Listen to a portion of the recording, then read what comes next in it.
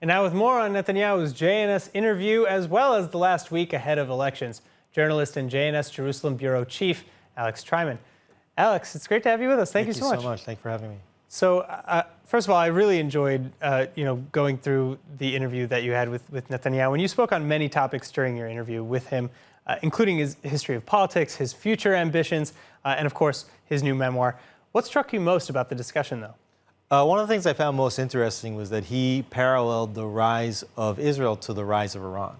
He said that Iran's rise as a power is actually what enabled Israel to step into its role as a regional superpower, and in many ways led directly to the signing of the Abraham Accords normalization agreements with 4 Muslim-majority nations.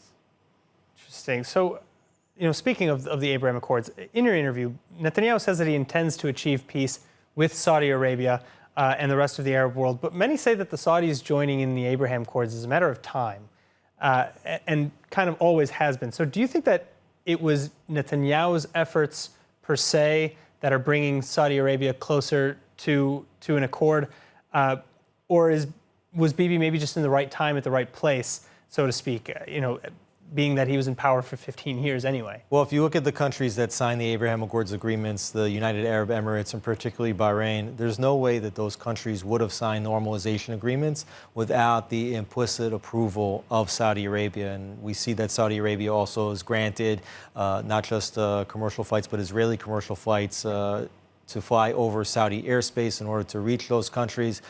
So I think that when Netanyahu said that he intends to make peace with Syria, that he understood that it would be a matter of time, but the Abraham Accords to begin with happened by and large due to Netanyahu's strong relations with Saudi Arabia.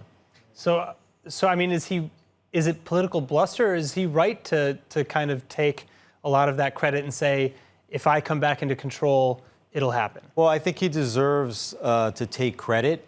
But I also think that if Netanyahu does not form the next government, that Israel still remains on a path to forge peace with Saudi Arabia at some point in the near future.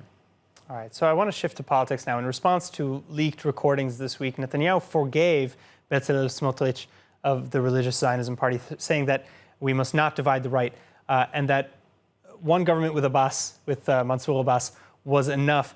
How much of this leak do you think was political theater, though? And from which side do you think that the leak actually originated? Was it maybe originating on the right to give Netanyahu a chance to forgive and to look, and to look forgiving, or did the left maybe release it to divide the right?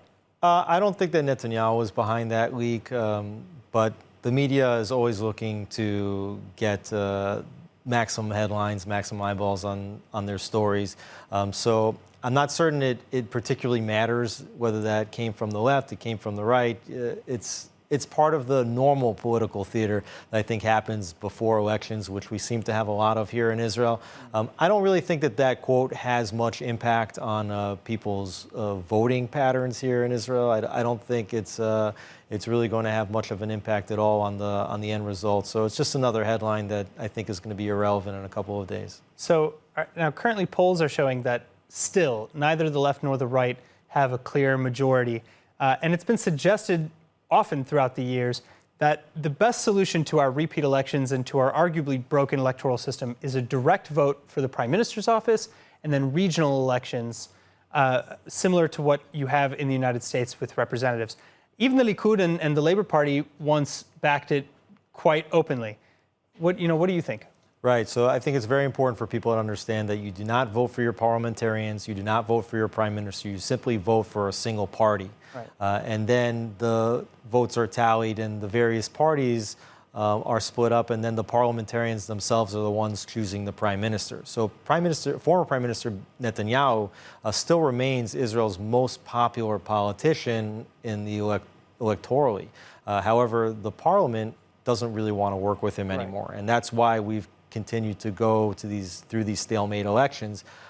Certainly, there's a great argument to be made that a representational system where Israelis are actually voting for their Knesset members and voting for their prime minister would at least make for more stable governance, though it might not make for the government's ability to work with like-minded ideological coalition partners. But You know, it will take a very, very strong political party to be able to change the system, but any very strong political party that made their way to the top of the system might not have too much incentives to change it. All right, well, you've given us a lot to think about. Thank you again so much for coming in, Alex Traiman. Thank you. Hi everyone, it's Emmanuel Kadosh. I wanted to invite you all to subscribe to ILTV Plus, where you can find our daily news and updates about Israel. And not only that, but live feeds, entertainment, our kosher food show, and so much more. Needless to say, your subscription to ILTV Plus helps us grow and create more content while also supporting the state of Israel. Our app is available on all platforms and devices, so I'll see you guys there.